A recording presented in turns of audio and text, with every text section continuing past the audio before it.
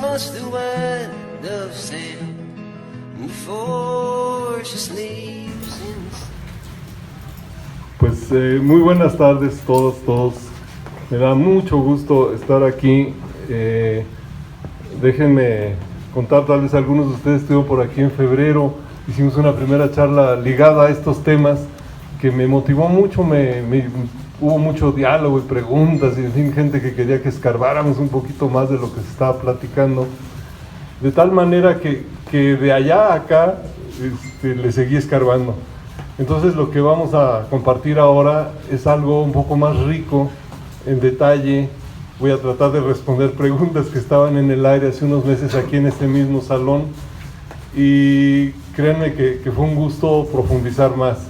Yo mismo he ido como recuperando que una serie de cosas que nos motivaron de una manera muy abierta, muy antiautoritaria, muy antijerárquica de aquel tiempo, así esas palabras eran las que se usaban en ese año justamente, y no solo en ese año, pero bueno, esas palabras y ese sentimiento de que había cosas que ya de plano ya no, fueron las que motivaron muchos de los movimientos. Para dar una pista muy puntual, breve, escarbando un poquito nos dimos cuenta de que en alrededor de 30 países por lo menos de que hay evidencia registrada, se reventó el 68. Países de América Latina, países de Asia, buena parte de los países europeos, países de lo que ya se llamaba en ese tiempo el bloque soviético, países altamente desarrollados con su capitalismo postindustrial o como se le dijera en ese tiempo. Y en todos ellos hubo 2 o 3 comunes denominadores. Voy a empezar por ahí como la constante o la mayor idea que prevaleció y por qué reventaron tantas cosas a la vez. Por un lado, la sombra ominosa de ese tiempo era la guerra de Vietnam. Hubo muchos movimientos antibelicistas que en el 68 nutrieron lo que fuera, que los estudiantes ya no querían esa guerra. El grito así simpático en los campus universitarios era "Make love, not war". Mejor hacer el amor que hacer la guerra, ¿no? Pero no era ocioso la demanda. El hacer el amor y no hacer la guerra tenía también sus propias raíces y no solo antimilitaristas. Si tal vez ustedes recuerden el movimiento de parar la bomba que Bertrand Russell y su grupo de los 100 en Inglaterra aventó desde los 50s, o sea, el pacifismo antinuclear empezó fuertemente en los 50s, en los lugares donde se sentían más rehenes nuclearizados o rehenes de las bombas que las grandes potencias, la Unión Soviética y los Estados Unidos, estaban como liderando en una carrera desmesurada nuclearizada.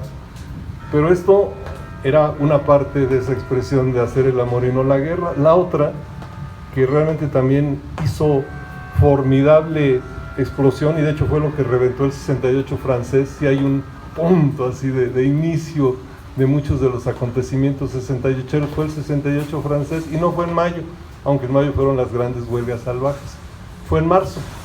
Y si lo queremos ver más preciso, no fue en marzo de 68, sino fue un poco antes, 1 o 2 años antes, cuando las demandas porque los dormitorios para jóvenes ya no estuvieran separados y hubiera mucho más libertad sexual en los dormitorios de los jóvenes universitarios en Francia, pues era una demanda, por un lado, sí, feminista, muy claramente feminista, pero un feminismo que venía desde 1949. Simone de Beauvoir, la compañera, en una relación muy abierta, como decía el Che, tienen ustedes una relación muy revolucionaria, y tenía con Jean-Paul Sartre, creaban un clima ya de búsqueda de libertad sexual, sobre todo para las mujeres, y en un clima de más defensa de derechos propios, que alimentó muy tempranamente en Francia un movimiento de liberación femenina. Fue una de las cargas del 68.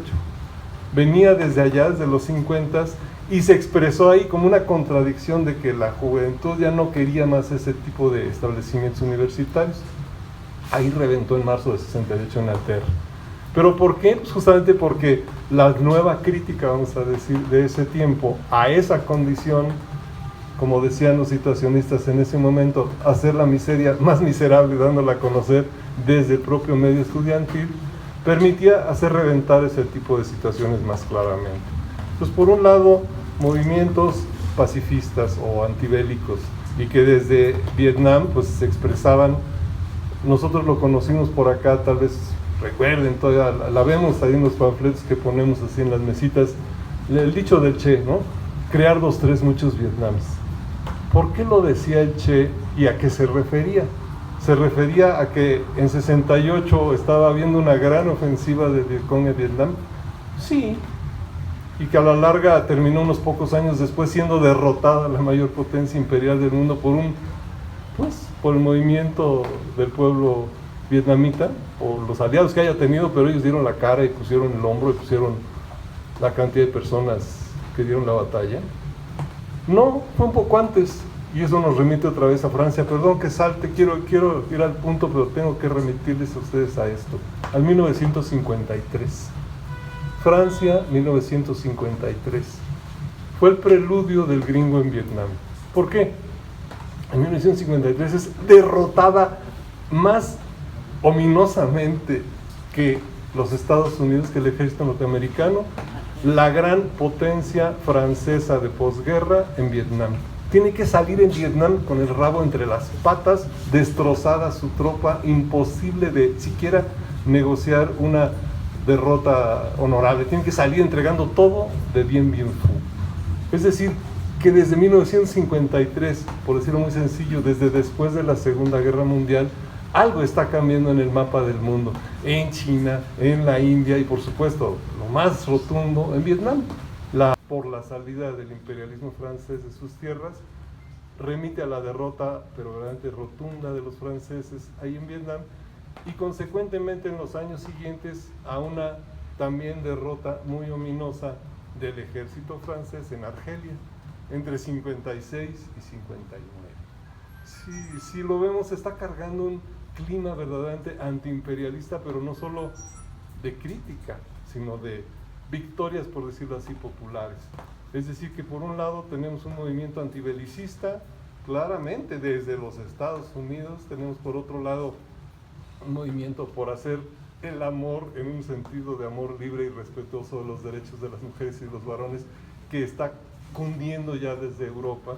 Y por el otro lado, pues tenemos esta como batalla, digamos, antiimperialista, que está sobre todo cundiendo en América Latina. Digamos, en América Latina vivimos no solo esta idea muy de Che de crear 2, 3, muchos Vietnam, sino como el espíritu de que sí se puede enfrentar ese tipo de imperialismo aparentemente tan ominoso en lo militar, pero que sí es derrotable en lo social y en lo popular. Esas son como las grandes vertientes como de esperanza social de que se puede hacer algo diferente en ese mundo de después de la Segunda Guerra Mundial. Están reacomodando, por decirlo así, muchas fuerzas, al grado de que Cuba en 59 pues logra con una aparente revolución democrática echar abajo una dictadura, y poco después establece lo que se puede decir una república socialista en América Latina. Y no solo eso, sino empieza a desparramar por todos lados que puede en América Latina. Lo que ellos piensan es la perspectiva de avanzar hacia una liberación de los pueblos de América. De hecho, eso van a ver en un ratito, aterrizamos en México, nos remite a que la preocupación, como lo expresaban los ideólogos priistas en 68, era que la organización, la OLAS, la Organización Latinoamericana de Solidaridad, que cocinaba en Cuba el intento de coordinar muchas fuerzas, digamos, de oposición de América Latina hacia ese tipo de situación imperial en toda América, se pudiera decir, pues eran parte de lo que estaba amenazando que el régimen mexicano continuara con su forma de progreso, y que estaban amenazando hasta su propia Olimpiada del 68, ¿no? Ese fue el argumento público del gobierno para reprimir a los estudiantes, para provocar el aborto, pretendían ellos, un movimiento comunístico que se estaba gestando en México, y que golpearían con ello a esa ofensiva de conspiración comunista por un lado, y por el otro lado permitirían limpiar el espacio mexicano de ese tipo de situaciones de riesgo comunístico, ¿no? Como ven, no he hablado todavía más directamente de lo libertario, pero voy a acercarme un poquito más allá. Déjenme, esa es como la versión más oficial que tenemos del 68. Había un antibelicismo, había fuerzas como muy progresistas que se estaban desarrollando en parte de los países industrializados y por otro lado que estaban dando batallas antiimperialistas. Voy a empezar con factores más que tal vez sea interesante comentar, ¿no? Déjenme hablar de uno de ellos que todavía sigue pegando, ¿no? El de, vamos a llamarlo, de la ola del rock and roll. Si ustedes por ahí le echan el ojo a qué era el rock and roll en los 50 cuando nació en los Estados Unidos, era un movimiento de resistencia, pero musical desde el punto de vista de la gente negra, la gente que defendía su forma propia de ser y no solo eso. Rock and roll es una expresión claramente sexuada de liberación de los cuerpos, de la represión que la música religiosa norteamericana los obligaba a cantar, a esa gente negra que tenía otro feeling, otra manera de ser, y que las propias condiciones postbélicas les permitían empezar a sentir y empezar a expresar. Qué cómodo, ¿verdad? En la guerra sí los metieron al frente de guerra, hablo desde la Segunda Guerra Mundial, en Corea igual, en todos los frentes de batalla que entraba el ejército gringo, metían primero a los negros. Ahí sí, eran no solo buenos y hasta más valientes que los otros, ¿no? Pero en cambio en los derechos humanos y en la calle, no. Es decir, esta gran discrepancia creó otro gran movimiento, ahí sí mucho más ligado a expresiones modernas de lo que llamamos democracia participativa. En la lucha del pueblo, de la gente de origen africano en Estados Unidos sobre todo, por defender mejor sus derechos, empiezan a desarrollar una perspectiva de que pues no nos queda de otra que aprender a defendernos mejor, aprender a ser cada quien líder de sí mismo, aprender a fortalecer nuestras capacidades. Esto tan novedoso pues lleva por un lado sí a lo que en el propio 68 se convirtió en el nacimiento del partido de los Black Panther Parties, del partido de las Panteras Negras, ¿no? Pero por el otro lado lo tuvo que adoptar la propia izquierda, la gente de izquierda en Estados Unidos, como una especie de nueva expresión de izquierda mucho más radicalizada a reconocer los derechos de la persona, a reconocer la diversidad de las expresiones culturales y a reconocer lo que ya luego empezó a ser la expresión, no solo en México, pero también de que había que ampliar libertades democráticas para todos tipos de personas, para todos los pueblos en todo el planeta. Pareciera que esa es una de las pistas más importantes de ese tiempo. México la adoptó con todo gusto, lo de libertades democráticas, un movimiento por libertades democráticas, porque aquí confluyeron todas estas cosas que estoy diciendo. Venían mucho los chavos gringos, los hippies gringos para acá. Hippies, nos falta ese componente, ¿verdad? El componente que tiene que ver, por un lado, con esta búsqueda de mejor vida sexual y por otro lado con el descubrimiento de que se pueden abrir más las puertas de la percepción. En 68, y créanme que la discusión en el propio ejército de los Estados Unidos de Vietnam era: ya no soportamos esto, tal vez solo con algo de ácido y con algo de hierro y con algo de... tenemos que tomar algo, ya no soportamos. Pero por el otro lado, los movimientos, digamos, sobre todo a lo largo de varios años en los 60 en Estados Unidos, y se expandió a varias partes del mundo, empezó a tener la combinación de sex and drugs and rock and roll, como decía, ¿no? Esa era la consigna, no solo crear muchos Vietnam, sino sex and drugs and rock and roll.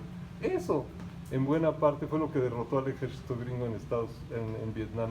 No solo la potencia militar del vietnamita, sino el propio debilitamiento interno de que los chavos gringos ya no querían esa guerra, porque querían otras cosas de la vida, querían más vida propia, querían una manera diferente de concebir y de actuar sus vidas sexuadas, y hasta aprovechaban nuevas puertas de percepción más abierta y con una música que hizo lo suyo.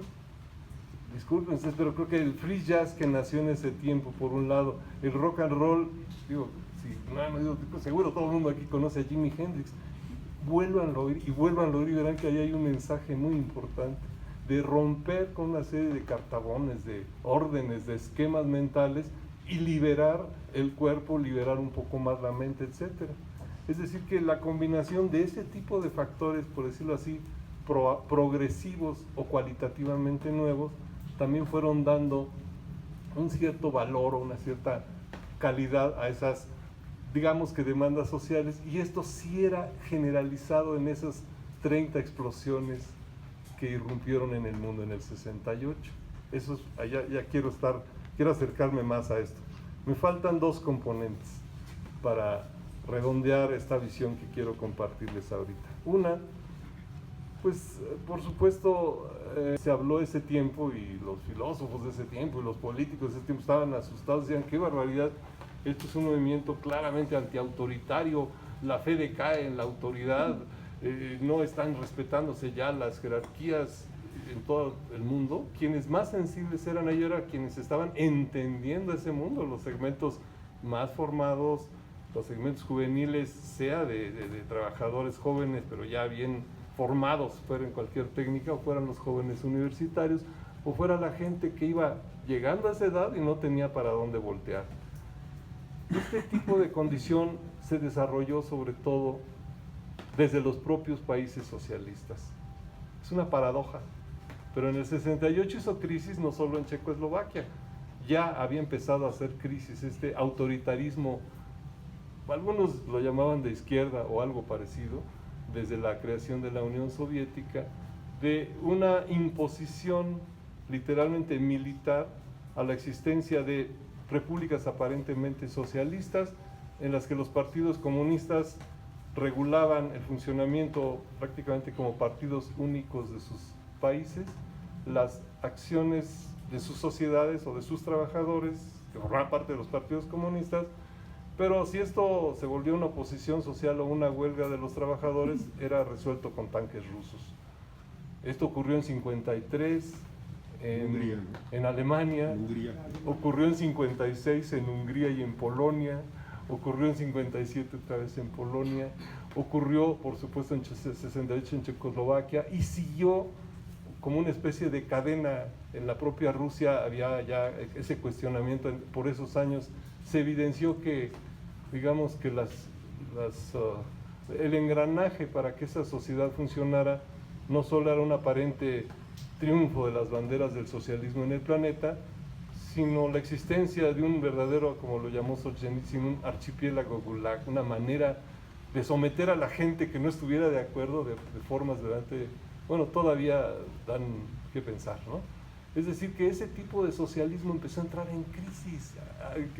A mucha gente no le entraba esa crisis, sobre todo en América Latina, hay que decirlo, México tampoco mucho, porque solo quien verdaderamente estuviera como más consciente de esto, de lo que se luchó en España en los 30, de lo que eran esas discusiones entre socialistas libertarios y estas tendencias, digamos, del socialismo sovietista tan autoritario, tan estalinista, como se le decía en ese tiempo.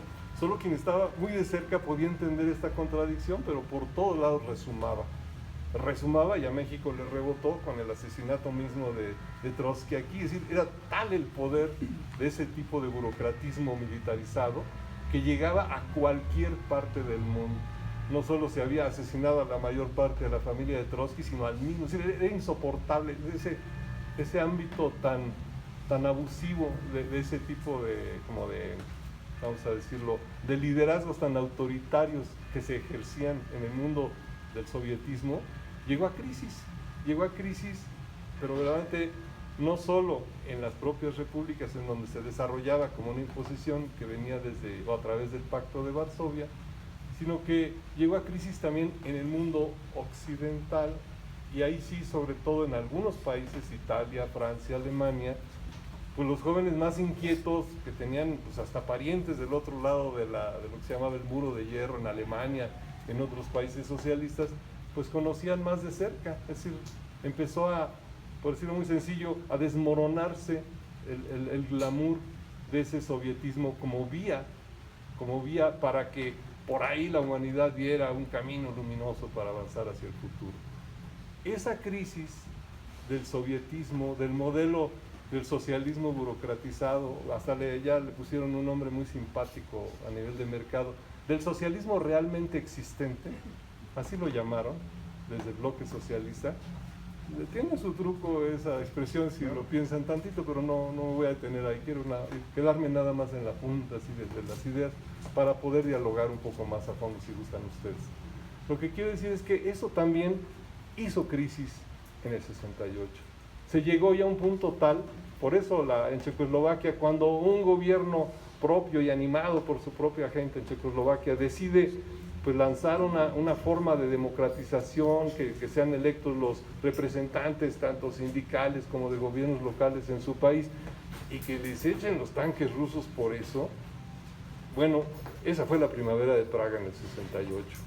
Es decir que, pero esto digo que permeaba hacia otras partes del mundo, se estaba discutiendo no solo dentro de aquel lado de la cortina de hierro, sino también dentro de dentro de los países, se podía decir occidentales, pero entre los segmentos de la sociedad más inquietos o que heredaban todas esas luchas de socialismo libertario de antes de la Segunda Guerra Mundial y de cómo había sido pues muy mal resuelto ese tipo de conflictos a lo largo de la Segunda Guerra Mundial, sobre todo en España, lo cual también nos remite a México.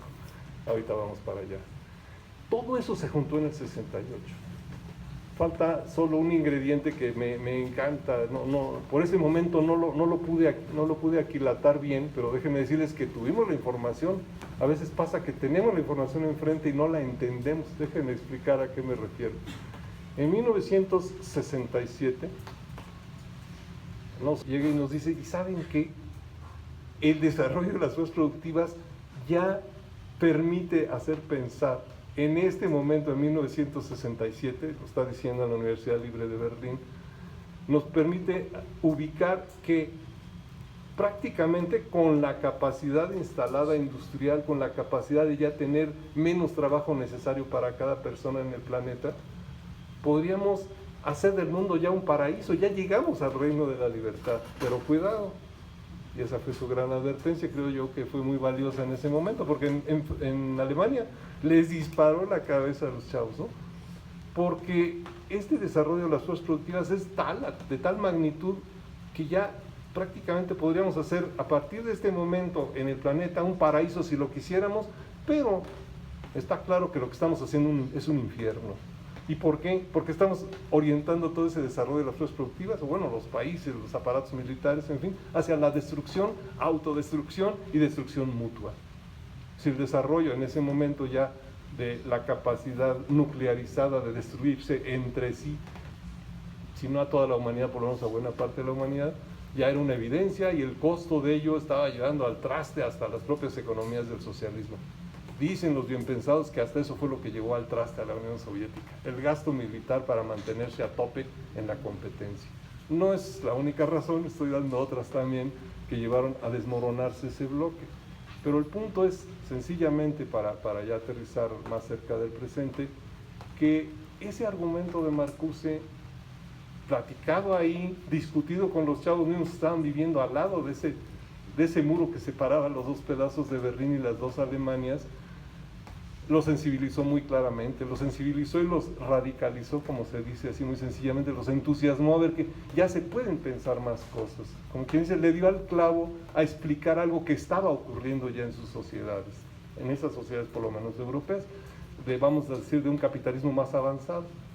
El mismo Marcuse ya empezó a hablar de condiciones liberatorias en la sociedad. Si se fijan, esto ya nos acerca más a un ámbito más libertario, y se estaba hablando ya de que esto facilitaba o permitía en la sociedad avanzar desde ya a condiciones de ampliación de libertades.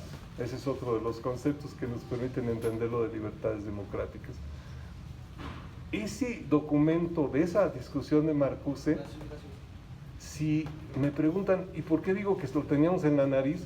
Fue porque puedo imaginarme cómo siglo XXI nos lo puso en 68 en México, impreso en uno de esos cuadernitos que publicaban por esos años, en marzo, abril de 1968. No sé si me entienden, alguien se dio cuenta que esto es importantísimo, chavos, compartir, rolar, háganle como puedan, ni siquiera es edición oficial. Si se fijan en el cuadernito del siglo XXI, si van a alguna biblioteca, verán que es una transcripción directa de lo que se dijo en las charlas, se puso en librito, el siglo XXI lo editó y lo puso aquí en México. Y en otras partes de América Latina, por eso llegó a toda América Latina. a ver, lo leímos, algunos intentamos leerlo, no creo que no le entendimos, pero sí sentíamos eso. Y aquí ya voy a acercarme más a México.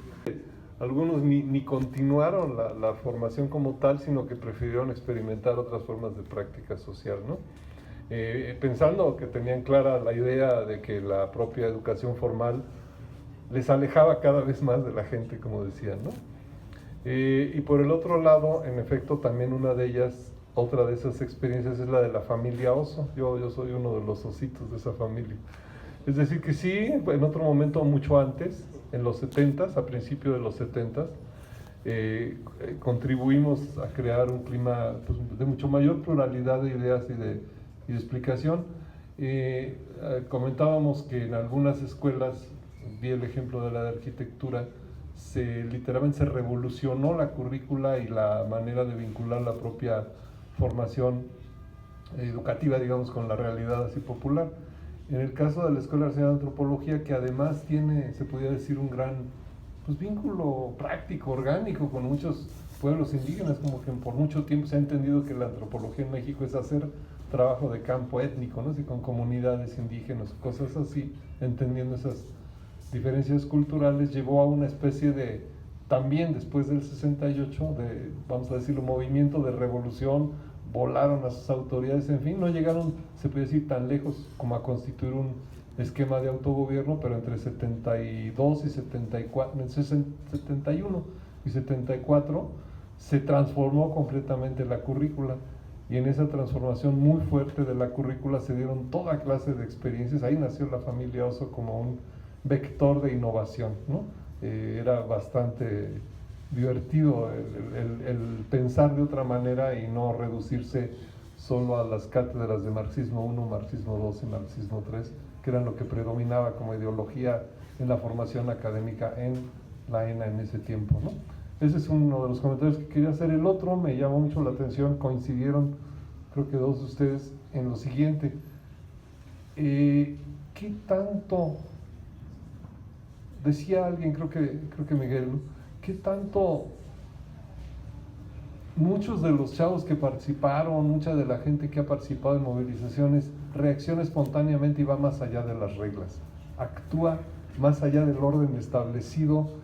Y esto no porque haya leído a un gran teórico de la insurrección, sino simplemente porque siente que en su tiempo o que las condiciones del momento favorecen que se actúe de una manera más libre, ¿no? Yo creo que eso es importantísimo a meditar. Regreso con ello lo que yo les decía hace un principio de mi charla hace 2 horas. El 68 como que abrió una ventana de oportunidad y mucha gente olfateó esa libertad, olfateó esas libertades de poder actuar de otra manera, se sintió esa libertad. Yo conocí muchos chavitos que se rebelaban y salían por la ventana si no los dejaban ir a la manifestación, chavitas también, y se quedaban en la brigada, que dormía en la noche en su escuela. Había una rebelión ahí contra un orden familiar realmente irracional, pero en realidad su acto personal estaba muy ligado al sentido que le daban a su acto de participar en una movilización social más amplia. Esa vinculación tuvo una cristalización muy poderosa en ese 68 y estaba cargada, porque estaba el aire cargado de todo ese conjunto de nuevas ideas que verdaderamente son formidables cada vez que aparecen y reaparecen. Vale la pena, si tenemos hijos, pues ahora sí que escucharlos y ver que se están moviendo también de otra manera. Si queremos recordar bien qué nos pasó a nosotros mismos y por qué nos movimos, a lo mejor no porque habíamos leído gran cosa de unos o de otros teóricos, ¿no? Pero creo que ese tipo de momentos en que la espontaneidad y la radicalidad social de los deseos o la radicalización de los deseos le gana al orden, son buenos momentos si uno sabe avanzar en ese tiempo, en ese momento, y apoyar a quienes también sienten eso, ¿no? Son de los momentos en que más puede moverse la humanidad hacia adelante. Que el reto adicional es no caer en procesos regresivos en donde se pierde mucho de lo avanzado. Eso sí es todo un reto formidable. Tan formidable como esto, déjenme ilustrárselos de esta manera, perdón, es una anécdota que vale la pena mencionar, aunque sea triste mencionarla. Les estaba hablando de ciertas experiencias que teníamos un poco más visualizadas en la Escuela Nacional de Arquitectura en 68. Por el fogueo que teníamos una fuerte discusión de perspectiva y de estrategia. Déjenme regresar, digamos, al 15 de septiembre de 1968. Si ustedes han visto por ahí, no sé si se haya tocado, en fin, se celebró el grito de independencia en el local desde CEU, pues en los locales de CEU, y Eberto Castillo dio el grito. Fue un grito bastante insurgente, es decir, bastante fuera del orden. Eso era un desafío simbólico verdaderamente estratosférico ya. Por menos que eso a Pérez Prado lo habían corrido del país por intentar un mambo con el himno nacional, ¿no? Lo que no pasó con Jimi Hendrix, que se pudo dar el lujo de tocar el himno de los Estados Unidos con su guitarra eléctrica en uso, y se aguantaron porque, bueno, luego le echaron un ácido muy pesado en su copa, ¿verdad? Es decir, que hay otras cosas ahí que pasaron en Estados Unidos. Pero lo que quiero decir de México es que había un clima tal que, por ejemplo, en nuestra asamblea de escuela, la mañana del 18 de septiembre, la deliberación es que ni vamos a más mítines, ya está tan desatada la represión que no tiene caso exponer a nuestra gente de comunidad a esa represión. El gobierno está tan emperrado en su olimpiada y quiere mantener un orden, y se veía día con día cómo la represión iba subiendo de nivel, de tal suerte que no recomendamos ni estamos de acuerdo en nuestra votación en el Consejo Nacional de Huelgas, no hay que hacer más mítines. Y hay toda una discusión, si se fijan y peinan fino en los documentos de época, que casi pareciera, perdón que lo diga así de brusco, casi pareciera que hubo una intención muy fuerte de provocar que el mitin del 2 de octubre ocurriera, aunque había ya una gran resistencia de muchos plenarios de asamblea de escuela, de que no ocurriera. ¿Por qué? Por la represión que se venía encima, era casi obvio. El 18 de septiembre, cuando ocurrió la entrada del ejército a Ciudad Universitaria, ¿saben por qué fue? Estaban claros que iban a agarrar a toda la dirigencia de los sindicatos, del sindicato ferrocarrilero que se iba a reunir con la coalición de profesores ahí en la Facultad de Ciencias, que estaba en medio del campus. Y si querían, ¿sí me entienden? No era solo golpear al personal que estábamos por ahí, querían también golpear a otros sectores sociales, no querían que se extendiera la popularización del movimiento. Desde esos días nosotros dijimos ya ni un movimiento más hacia mítines, etcétera. Lo llamábamos así simpáticamente, seguro entenderán la imagen, con la táctica del cangrejo. ¿No se han fijado en una playa cómo le hace un cangrejo cuando viene la ola fuerte? Se clava en la arena, viene la ola, pasa la ola y el cangrejo sigue feliz, sale de la arena.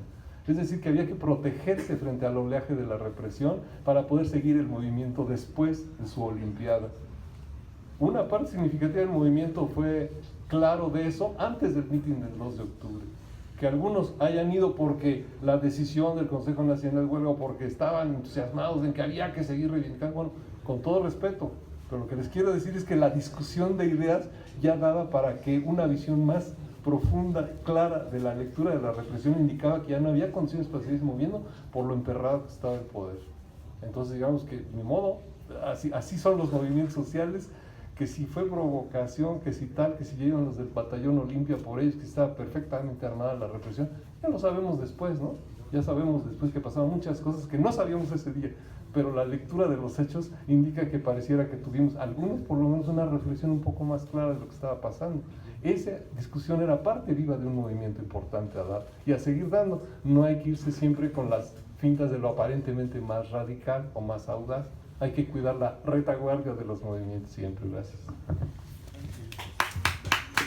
Un avance socialista libertario, vamos a decir, a nivel de llegar a ser parte de una opción democrática que llega a un gobierno en un país.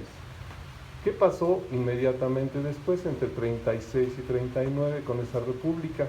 Creo que más o menos ya quedó claro en la historia que fue brutalmente reprimida no solo por la monarquía española que dio un golpe de estado, sino apoyada por los aviones alemanes del nazismo.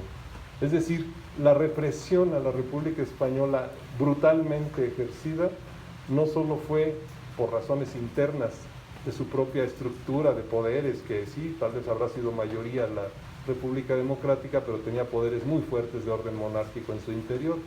No solo eso, fue también un apoyo verdaderamente formidable del aparato represivo alemán, que se estaba ensayando.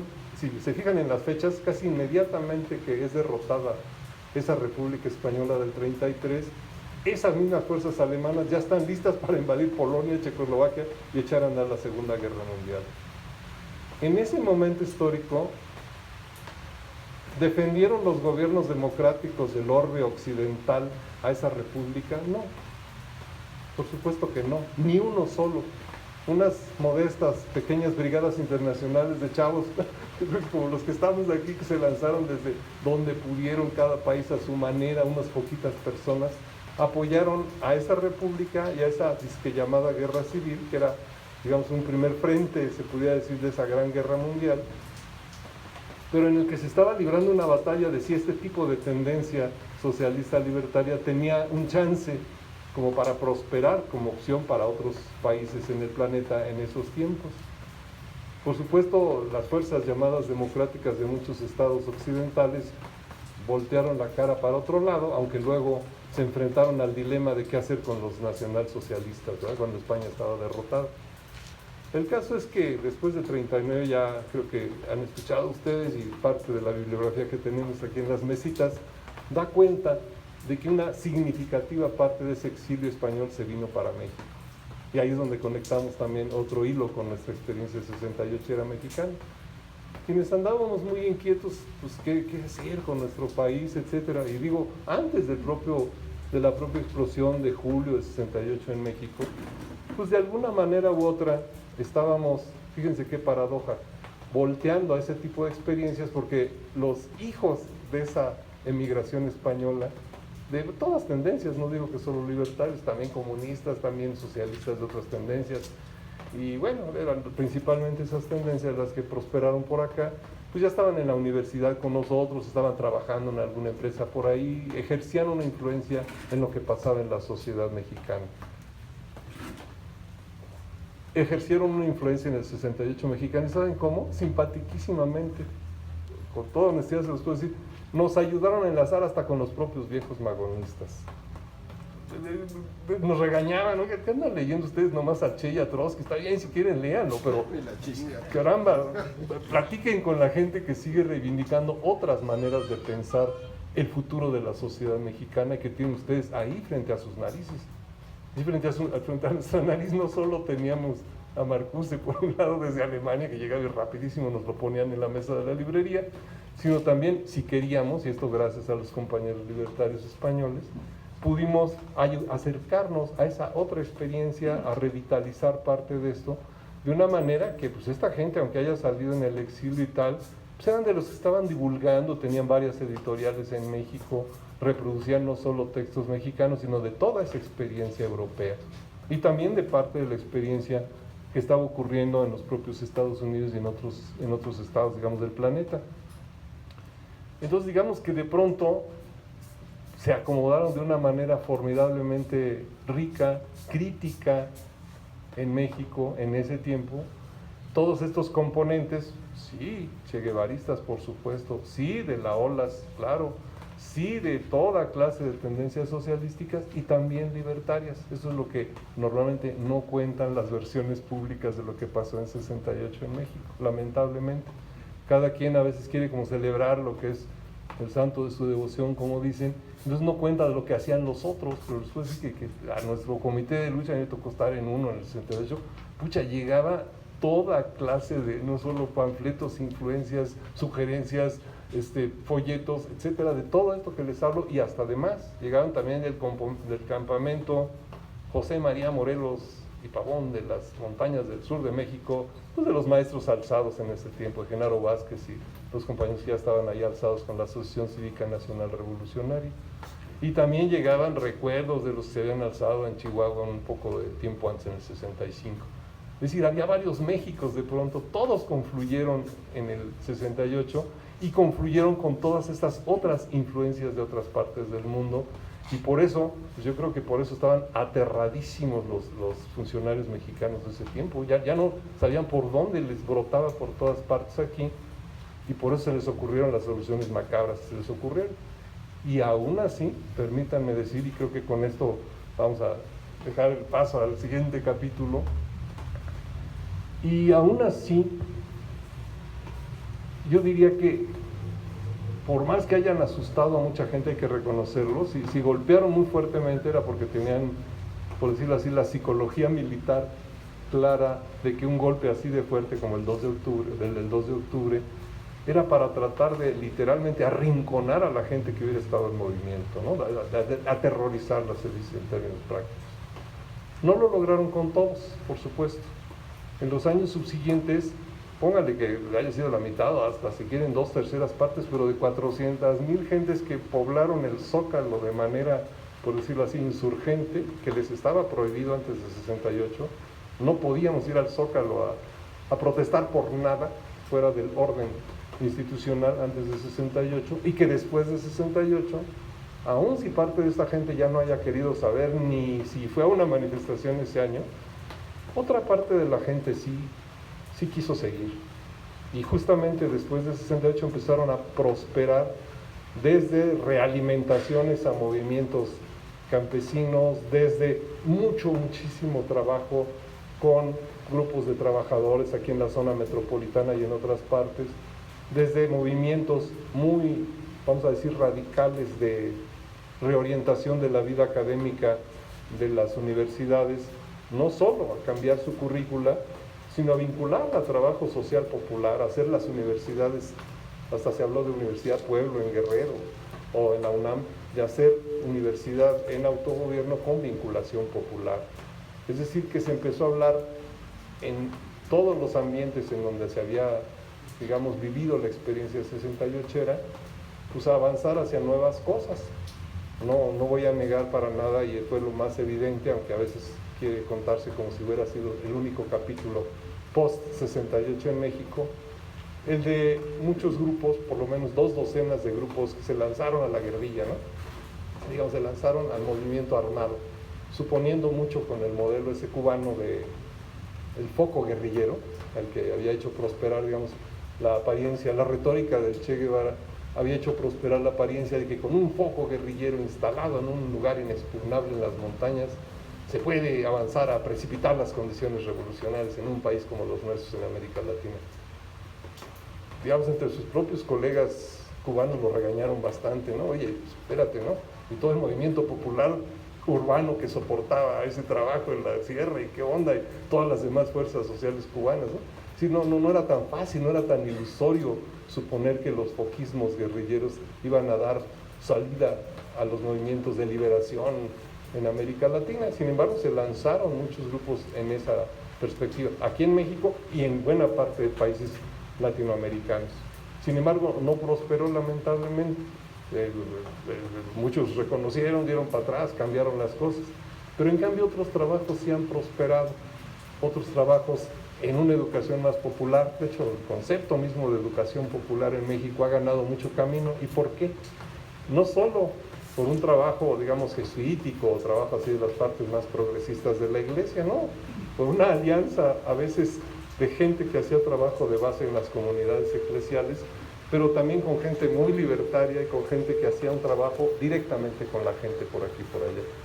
Entonces, en el movimiento campesino, en el movimiento de trabajo universitario, en el movimiento obrero, y también, ya es un componente que creo que mi colega va a hablar un poco con más detalle, en otro formidable componente que podríamos llamar del comunalismo indígena mexicano, o el comunalismo indígena de estas tierras, por no decirle mexicano o mexicano, que hay de muchas identidades culturales.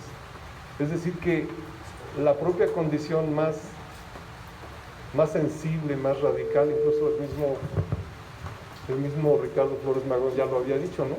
Si podemos esperar o aspirar a que alguna vez el pueblo mexicano sea comunista, es porque ya lo ha sido de alguna manera, fue su frase, ¿no?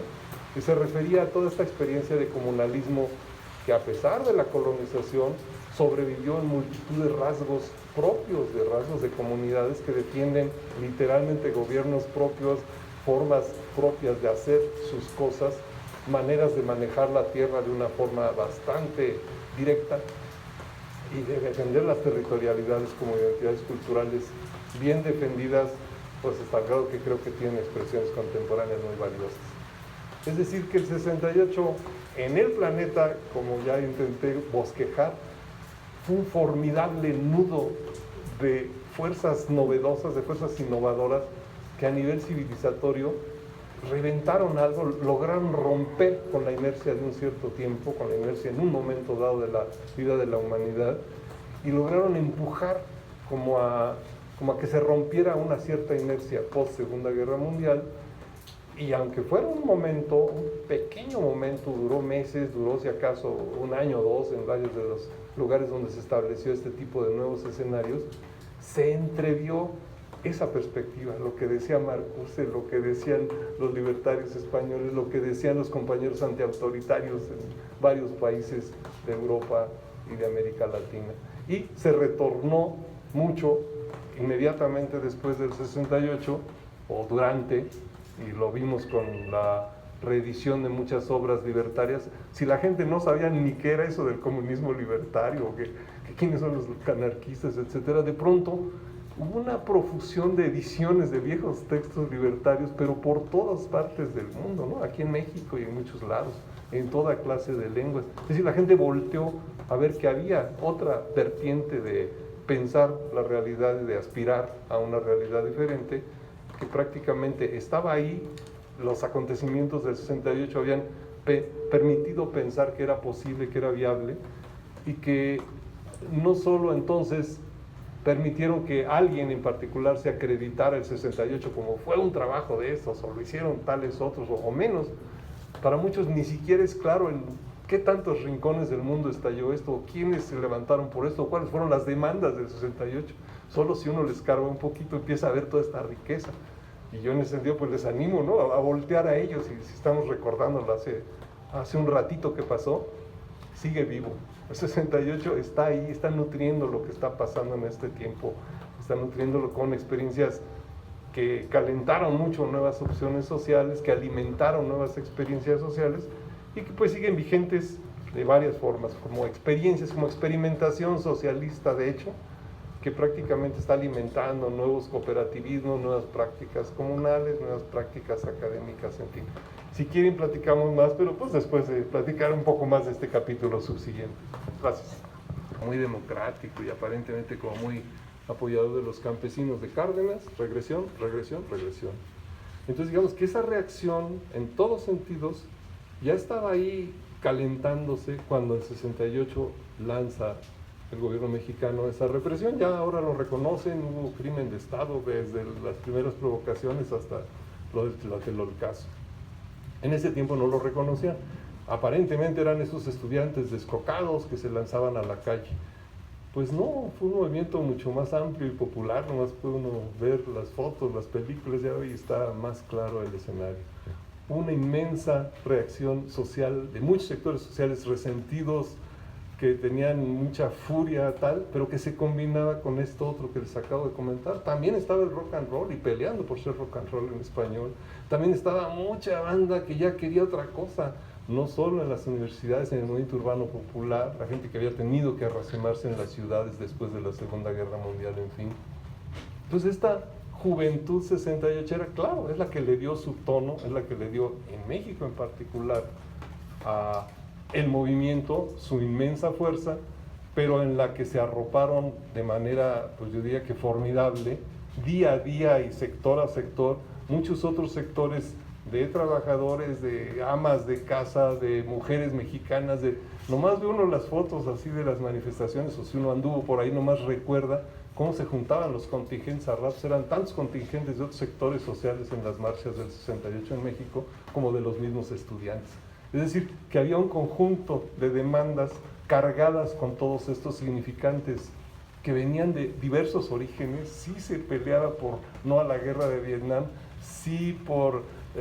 ya no solo teníamos así una serie de dramas en los Estados Unidos, estaban asesinando hasta al presidente unos años antes, a los líderes del movimiento de los negros, es decir, había una represión ya muy fuerte en los Estados Unidos, en fin. Pero por el lado, digamos, de la discusión de esto que les acabo de comentar, del desmoronamiento por un lado del glamour, del socialismo autoritario, vamos a llamarlo, pero por otro lado del desarrollo del mundo, del desarrollo de las fuerzas productivas, del desarrollo de la humanidad post Segunda Guerra Mundial, Hubo un filósofo que ya tenía poco de marxista en ese tiempo, Herbert Marcuse, que en Alemania dio unas charlas con esta idea. La llamó el fin de la utopía.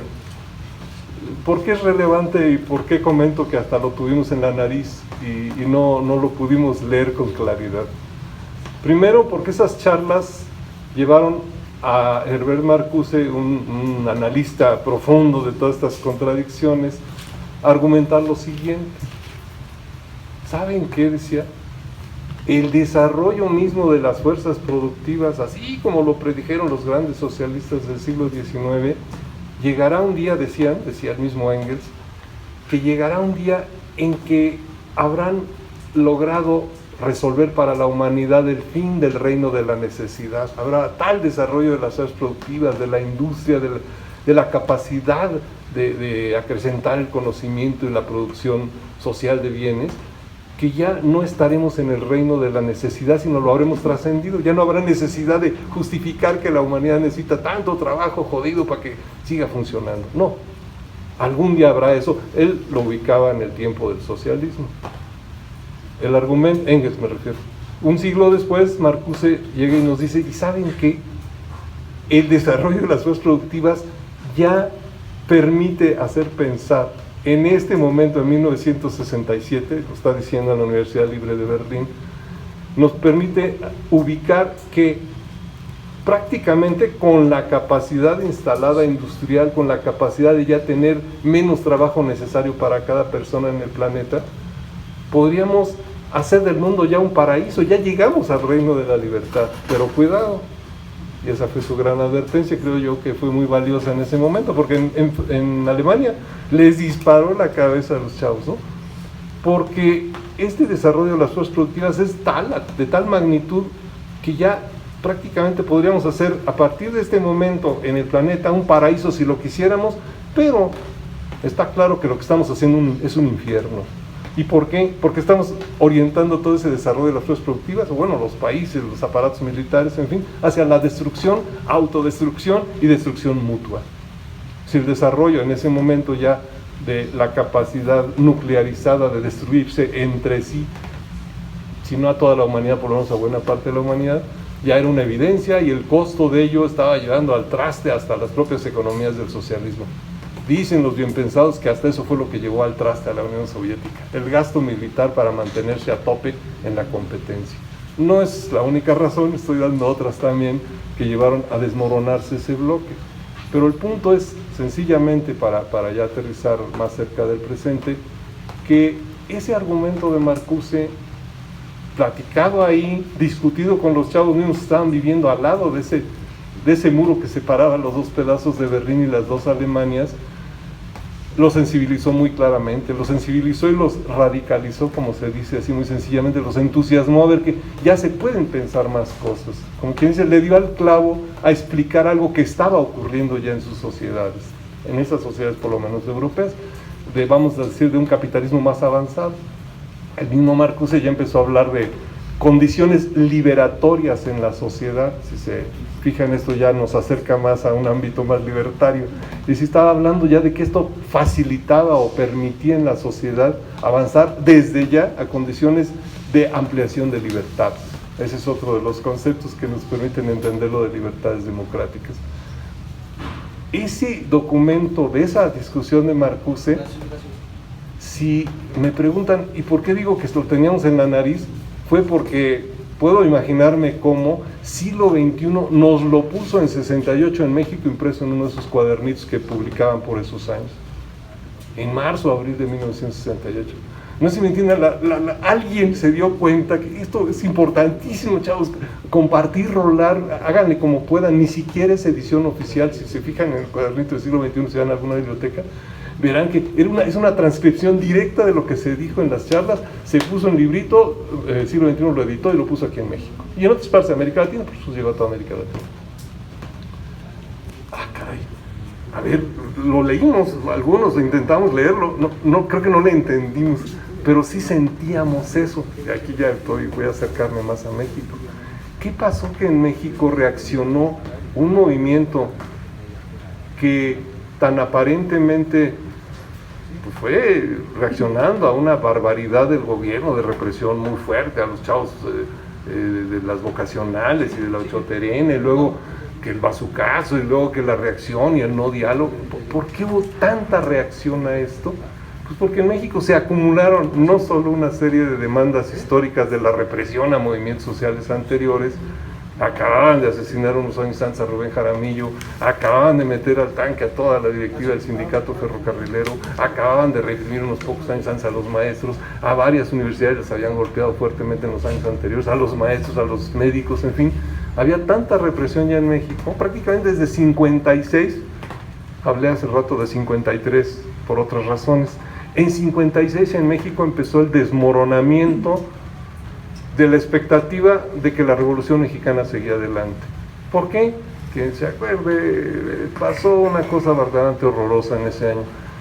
La gran promesa de nivelamiento social que la Revolución Mexicana ofrecía a los jóvenes hijos de campesinos e hijos de obreros, de ayudarles con beca completa y con dormitorios y todo, a poder tener educación superior, es decir, de realmente que la revolución les ayudara a caminar adelante, fueron suprimidos por la tropa. Los dormitorios del Poli fueron suprimidos por la tropa en 1956, a la mala. Es decir, fue una gran movilización, antes que la de los maestros y antes que la de los ferrocarrileros. Esos años, esos 50 en México, fueron durísimos para toda clase de tendencias, para los compañeros que todavía seguían calentando el fogoncito magonista, para los compañeros que seguían reivindicando el movimiento zapatista desde Morelos, pues con Jaramillo y tal, para la gente que desde las nuevas inquietudes que se ventilaban en la discusión universitaria estaban esperando que algo como que se pudiera avanzar y México pudiera avanzar hacia adelante, más bien fue empezar a sentir que había una regresión muy fuerte. Llega y nos dice, ¿y saben qué? El desarrollo de las fuerzas productivas ya permite hacer pensar en este momento, en 1967, lo está diciendo la Universidad Libre de Berlín, nos permite ubicar que prácticamente con la capacidad instalada industrial, con la capacidad de ya tener menos trabajo necesario para cada persona en el planeta, podríamos hacer del mundo ya un paraíso, ya llegamos al reino de la libertad, pero cuidado. Y esa fue su gran advertencia, creo yo que fue muy valiosa en ese momento, porque en Alemania les disparó la cabeza a los chavos, ¿no? Porque este desarrollo de las fuerzas productivas es de tal magnitud, que ya prácticamente podríamos hacer a partir de este momento en el planeta un paraíso si lo quisiéramos, pero está claro que lo que estamos haciendo es un infierno. ¿Y por qué? Porque estamos orientando todo ese desarrollo de las fuerzas productivas, o bueno, los países, los aparatos militares, en fin, hacia la destrucción, autodestrucción y destrucción mutua. Si el desarrollo en ese momento ya de la capacidad nuclearizada de destruirse entre sí, si no a toda la humanidad, por lo menos a buena parte de la humanidad, ya era una evidencia y el costo de ello estaba llevando al traste hasta las propias economías del socialismo. Dicen los bien pensados que hasta eso fue lo que llevó al traste a la Unión Soviética, el gasto militar para mantenerse a tope en la competencia. No es la única razón, estoy dando otras también que llevaron a desmoronarse ese bloque, pero el punto es sencillamente, para ya aterrizar más cerca del presente, que ese argumento de Marcuse, platicado ahí, discutido con los chavos mismos que estaban viviendo al lado de ese muro que separaba los dos pedazos de Berlín y las dos Alemanias, los sensibilizó muy claramente, los sensibilizó y los radicalizó, como se dice así muy sencillamente, los entusiasmó a ver que ya se pueden pensar más cosas. Como quien dice, le dio al clavo a explicar algo que estaba ocurriendo ya en sus sociedades, en esas sociedades por lo menos europeas, vamos a decir, de un capitalismo más avanzado. El mismo Marcuse ya empezó a hablar de condiciones liberatorias en la sociedad. Si se fijan, esto ya nos acerca más a un ámbito más libertario. Y si estaba hablando ya de que esto facilitaba o permitía en la sociedad avanzar desde ya a condiciones de ampliación de libertades. Ese es otro de los conceptos que nos permiten entender lo de libertades democráticas. Ese documento de esa discusión de Marcuse, si me preguntan, ¿y por qué digo que lo teníamos en la nariz? Fue porque puedo imaginarme cómo siglo XXI nos lo puso en 68 en México, impreso en uno de esos cuadernitos que publicaban por esos años, en marzo, abril de 1968. No sé si me entienden, alguien se dio cuenta que esto es importantísimo, chavos, compartir, rolar, háganle como puedan, ni siquiera es edición oficial. Si se fijan en el cuadernito del siglo XXI, si van a alguna biblioteca, verán que es una transcripción directa de lo que se dijo en las charlas, se puso en librito, el siglo XXI lo editó y lo puso aquí en México. Y en otras partes de América Latina, pues llegó a toda América Latina. Ah, caray. A ver, lo leímos, algunos intentamos leerlo, no creo que no le entendimos, pero sí sentíamos eso. Aquí ya voy a acercarme más a México, muy democrático y aparentemente como muy apoyador de los campesinos de Cárdenas, regresión. Entonces digamos que esa reacción en todos sentidos ya estaba ahí calentándose cuando el 68 lanza el gobierno mexicano esa represión. Ya ahora lo reconocen, hubo crimen de Estado desde las primeras provocaciones hasta lo del Holocausto. En ese tiempo no lo reconocían. Aparentemente eran esos estudiantes descocados que se lanzaban a la calle.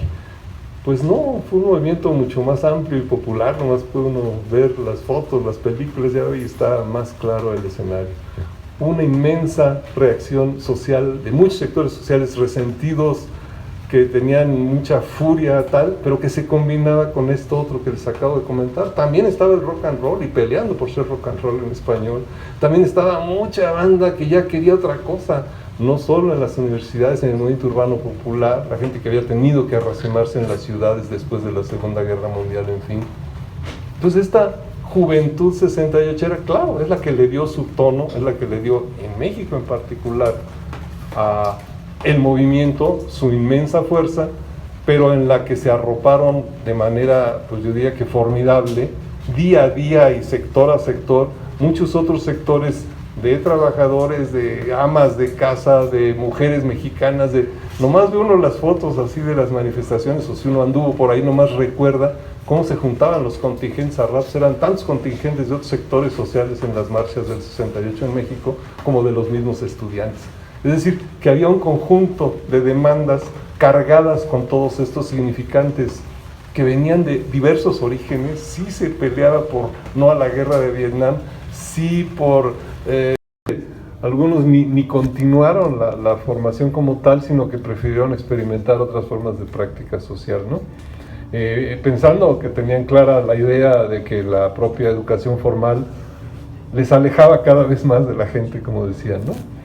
Y por el otro lado, en efecto, también una de ellas, otra de esas experiencias es la de la familia Oso. Yo soy uno de los ositos de esa familia. Es decir que sí, en otro momento mucho antes, en los 70s, a principios de los 70s, contribuimos a crear un clima pues, de mucho mayor pluralidad de ideas y de explicación. Comentábamos que en algunas escuelas, vi el ejemplo de la de arquitectura, literalmente se revolucionó la currícula y la manera de vincular la propia formación educativa, digamos, con la realidad así popular. En el caso de la Escuela Nacional de Antropología, que además tiene, se podría decir, un gran pues, vínculo práctico, orgánico con muchos pueblos indígenas, como que por mucho tiempo se ha entendido que la antropología en México es hacer trabajo de campo étnico, ¿no? Así, con comunidades indígenas, cosas así, entendiendo esas diferencias culturales, llevó a una especie de, también después del 68, de, vamos a decirlo, movimiento de revolución, volaron a sus autoridades, en fin, no llegaron, se puede decir, tan lejos como a constituir un esquema de autogobierno, pero entre 72 y 74, entre 71 y 74, se transformó completamente la currícula, y en esa transformación muy fuerte de la currícula se dieron toda clase de experiencias. Ahí nació la familia Oso como un vector de innovación, ¿no? Era bastante divertido el pensar de otra manera y no reducirse solo a las cátedras de marxismo 1, marxismo 2 y marxismo 3, que eran lo que predominaba como ideología en la formación académica en la ENA en ese tiempo, ¿no? Ese es uno de los comentarios que quería hacer. El otro me llamó mucho la atención, coincidieron creo que dos de ustedes en lo siguiente. ¿Qué tanto, decía alguien, creo que Miguel, ¿no? ¿Qué tanto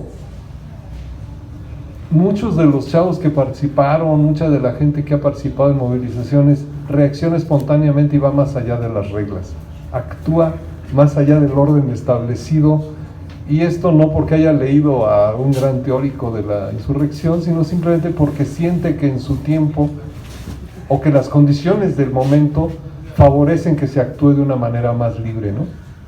Yo creo que eso es importantísimo a meditar. Regreso con ello lo que yo les decía hace un principio de mi charla hace 2 horas. El 68 como que abrió una ventana de oportunidad y mucha gente olfateó esa libertad, olfateó esas libertades de poder actuar de otra manera, se sintió esa libertad. Yo conocí muchos chavitos que se rebelaban y salían por la ventana si no los dejaban ir a la manifestación, chavitas también, y se quedaban en la brigada, que dormía en la noche en su escuela. Había una rebelión ahí contra un orden familiar realmente irracional, pero en realidad su acto personal estaba muy ligado al sentido que le daban a su acto de participar en una movilización social más amplia. Esa vinculación tuvo una cristalización muy poderosa en ese 68 y estaba cargada, porque estaba el aire cargado de todo ese conjunto de nuevas ideas que verdaderamente son formidables cada vez que aparecen y reaparecen.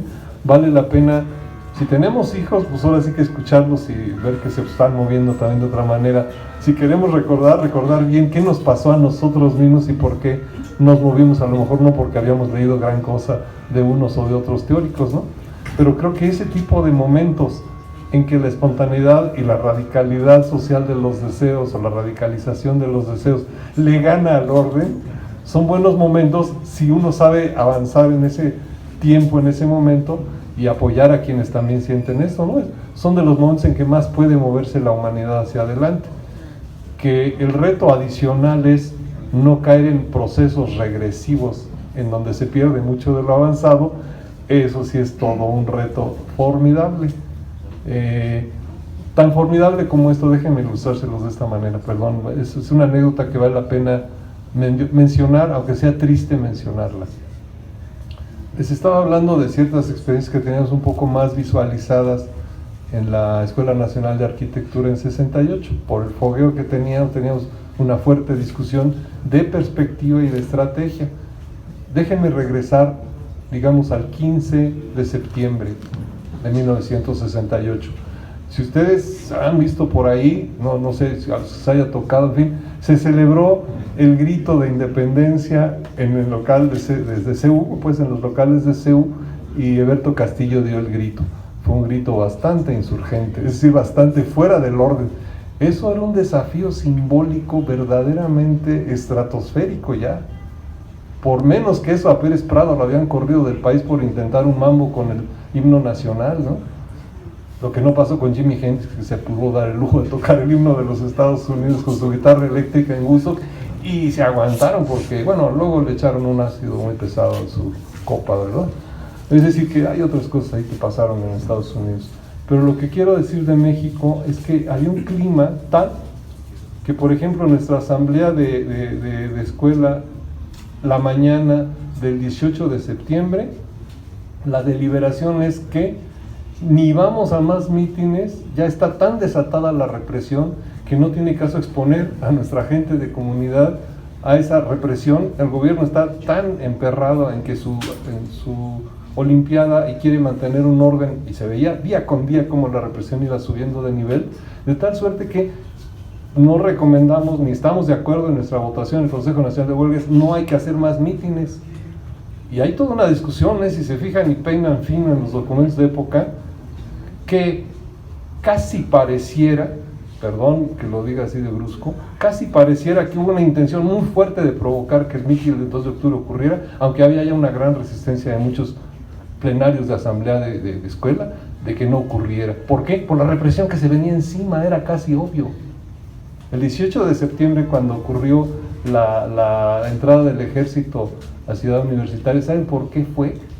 Estaban claros que iban a agarrar a toda la dirigencia de los sindicatos, del sindicato ferrocarrilero que se iba a reunir con la coalición de profesores ahí en la Facultad de Ciencias, que estaba en medio del campus. Es decir, querían, ¿sí me entienden? No era solo golpear al personal que estábamos por ahí, querían también golpear a otros sectores sociales, no querían que se extendiera la popularización del movimiento. Desde esos días nosotros dijimos ya ni un movimiento más hacia mítines, etcétera. Lo llamábamos así simpáticamente, seguro entenderán la imagen, con la táctica del cangrejo. ¿No se han fijado en una playa cómo le hace un cangrejo cuando viene la ola fuerte? Se clava en la arena, viene la ola, pasa la ola y el cangrejo sigue feliz, sale de la arena. Es decir, que había que protegerse frente al oleaje de la represión para poder seguir el movimiento después de su olimpiada. Una parte significativa del movimiento fue claro de eso antes del mitin del 2 de octubre. Que algunos hayan ido porque la decisión del Consejo Nacional de Huelga o porque estaban entusiasmados en que había que seguir reivindicando, bueno, con todo respeto, pero lo que les quiero decir es que la discusión de ideas ya daba para que una visión más profunda, clara de la lectura de la represión indicaba que ya no había condiciones para seguir moviendo por lo emperrado que estaba el poder.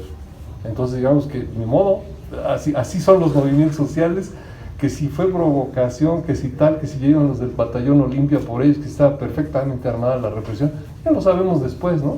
Ya sabemos después que pasaron muchas cosas que no sabíamos ese día, pero la lectura de los hechos indica que pareciera que tuvimos algunos, por lo menos, una reflexión un poco más clara de lo que estaba pasando. Esa discusión era parte viva de un movimiento importante a dar y a seguir dando. No hay que irse siempre con las fintas de lo aparentemente más radical o más audaz. Hay que cuidar la retaguardia de los movimientos siempre. Gracias.